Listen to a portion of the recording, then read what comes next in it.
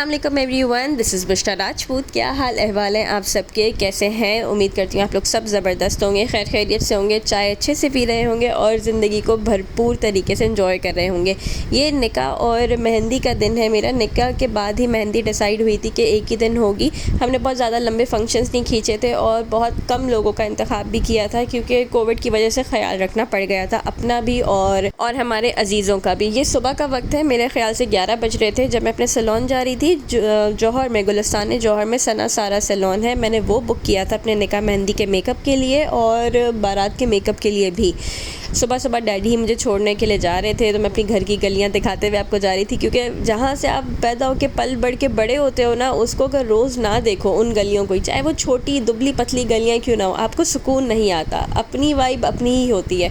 खैर सैलून से मैं तैयार होकर वापस आ गई थी, बीच में कुछ रिकॉर्ड नहीं कर सकी। ये रात के 7:30 बजे का वक्त है जब मैं अपने घर की गली में एंटर हो रही हूँ और लाइटों से भरपूर मेरा घर अल्हम्दुलिल्लाह माशाल्लाह आपको दिख रहा होगा। मेहमान आ चुके थे और ये दुल्हन साहिबा जो है वो सो गई थी गाड़ी में मेरी आंख लग गई थी क्योंकि मैं इतनी थकी हुई थी, मुझे बहुत ज़्यादा देर बैठा नहीं जाता एक जगह पे। मैं कुछ भी एक्टिविटी आप मुझे करने के लिए दे दें मैं करती रहूँगी। ये सारा डेकोर है, अंदर की तरफ मैं बैठी हुई थी और ये फ्लावर्स वगैरह सब लगे हुए थे। मैं आपको दिखाती जा रही हूँ, आपको पता चलता जाएगा क्लिप्स में सारी। किसकी शादी में आए हो? जोर से बोल के देखो।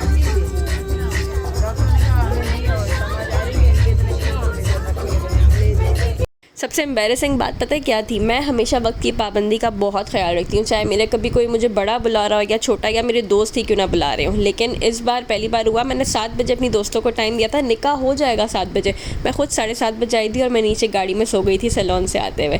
यहाँ पर मेरा फ़ोटो शूट हो रहा था और थोड़ी देर बाद ही निकाह की तैयारियाँ शुरू हो चुकी थी। सबसे कोने में अहमद भाई हैं जो बड़े बहनोई हैं मेरे, डैडी बैठे में और मम्मा। मैंने डैडी को कहा था आप यहाँ से जाओगे नहीं।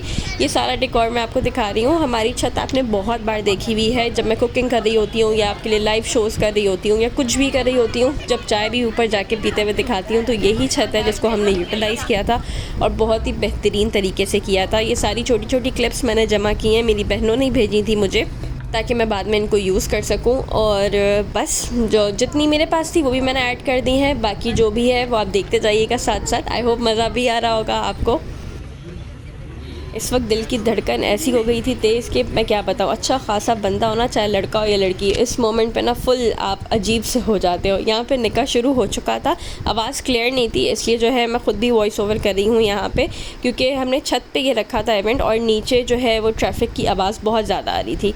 तो यहाँ पे निकाह स्टार्ट हो चुका था। वक्त ऐसा था कि मेरे हाथ बिल्कुल ठंडे थे। बहुत सारे लोग जो इस मोमेंट को एक्सपीरियंस कर चुके हैं वो जानते होंगे, बहुत सारी लड़कियाँ जिनकी अभी शादी भी होने वाली है। अल्लाह पाक आप लोगों को भी ये दिन बहुत अच्छे से और खैर खैरियत से दिखाए।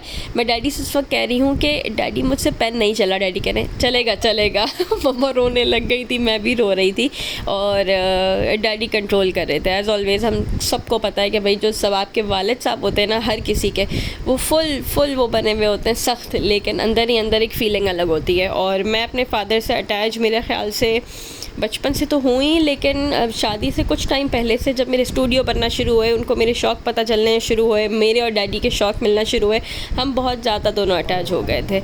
इतना अटैच हो गए थे कि मैं इस वक्त आपसे बात कर रही हूँ तो मुझे वापस पूरा दिन रिकॉल हो रहा है। तो अल्लाह पाक मेरे माँ बाप का साया, हम सब के माँ बाप का साया हमेशा हम पे सलामत रखे। ये दिन उन सबको देखना नसीब हो और अच्छे वक्तों में। मैं ये नहीं कहती कि हमेशा आप जल्दबाजी में लग जाएं, जैसे माएँ बहुत ज़्यादा फ़िक्रमंद होती हैं बच्चियों की शादियों को लेके, लेकिन जब भी वक्त आए अच्छा आए और बेहतरीन वक्त आए। बस यहाँ पे सिग्नेचर्स हो गई थी और वाकई में मुझसे पेन नहीं चल रहा था, बहुत मुश्किल हो रही थी, लेकिन अल्हम्दुलिल्लाह ये सब कुछ अच्छे से निपट गया था।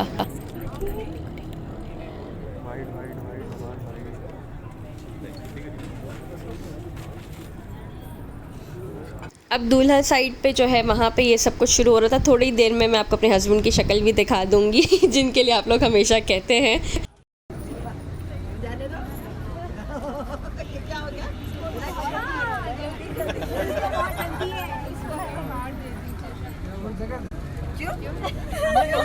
मतलब क्या हो गया?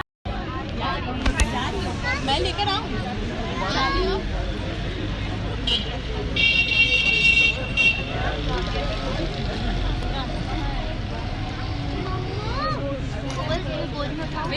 नहीं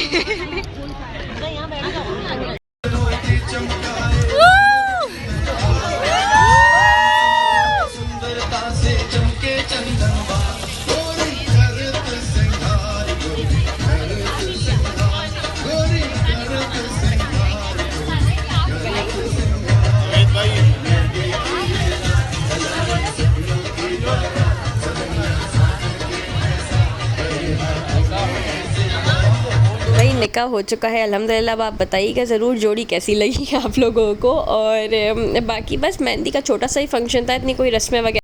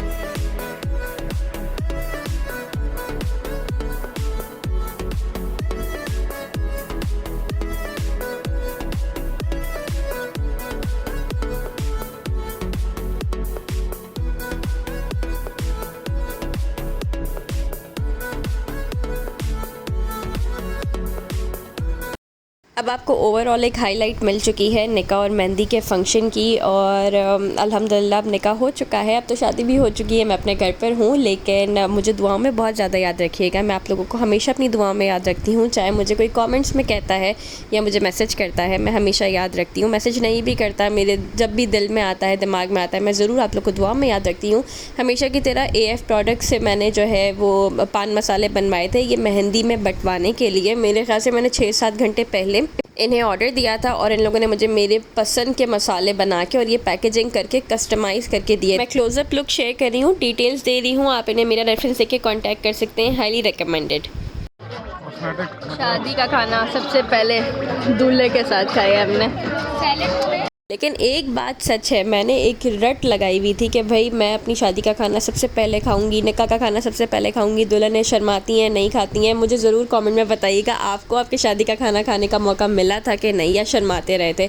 मेरे लिए टेबल तो सजा दिया गया था क्योंकि मेरी ज़िद थी, मुझे शादी का खाना खाना है। आई लव शादी का खाना। लेकिन वही हुआ जैसे सबके साथ होता है, बहुत सारे मेहमान आपसे मिलने के लिए आ जाते हैं और आप उन्हें मना भी नहीं कर सकते हैं, क्योंकि कोई जाने वाला होता है, कोई खाने तक रुकता भी नहीं है, ऐसे बहुत सारे मेहमान होते हैं। तो उनसे मिलने करने में मेरा खाना भी वहीं पे रह गया। मेरे ख्याल से मैंने एक बाइट ही चखा होगा और कश्मीरी चाय मेरे हाथ में ला के रखी गई थी, वो वैसी की वैसी ही वापस चली गई थी। ये कुछ क्लिप्स शेयर कर रही हूँ मैं पिक्चर्स की, आप लोग एंजॉय कीजिएगा। मुझे कमेंट्स में बताइएगा आपको ये पूरा इवेंट या व्लॉग देख के कैसा लगा और आप मेरी खुशी में कितना शामिल थे। मुझे ऐसा लग रहा है इस वक्त मैं आप लोगों के साथ सबके साथ बैठ के देख रही हूँ और आप लोग भी उतना ही इंजॉय कर रहे होंगे या उतना ही इमोशनल हुए होंगे जितना इस वक्त मैं हो रही हूँ। और बस मुझे दुआ में याद रखिएगा, अपने लिए भी दुआ कीजिए और अपने साथ साथ हर एक का अच्छा सोचिए। जितना हर एक का अच्छा सोचेंगे ना, अल्लाह पाक आपके साथ ऑटोमेटिकली अच्छा करना शुरू कर दे। जितनी भी रेसिपीज़ आजकल मैं फेसबुक, इंस्टाग्राम, यूट्यूब पर डाल रही हूँ बुशराग्राफी के चैनल पे, आप ज़रूर जाके चेक करते रहिएगा। कुछ मेरी ही बनी हुई होती हैं, कुछ मैं अपने हस्बैंड के साथ कुकिंग कर रही होती हूँ। बहुत जल्द उनके साथ मैं क्लासेस अनाउंस करने वाली हूँ, आप लोग वो भी देखिएगा। वो प्रोफेशनली आपको सिखाया जाएगा सब कुछ, ताकि आपका हाथ सेट हो जाए, चाहे आपको घर में बनाना हो या आपको एक्सपर्ट बनना हो या फिर आपको उससे कारोबार स्टार्ट करना हो। तो ये तो मैंने डिटेल साथ में मेंशन कर दी है। बहुत जल्दी मैं आपको अपना रुखसती के व्लॉग से अपडेट करूँगी, तब तक आप ये सारी क्लिप्स एंजॉय कीजिए, मुझे दुआ में याद रखिएगा। बहुत जल्द मिलते हैं किसी नए व्लॉग या रेसिपी के साथ। अल्लाह हाफ़िज़।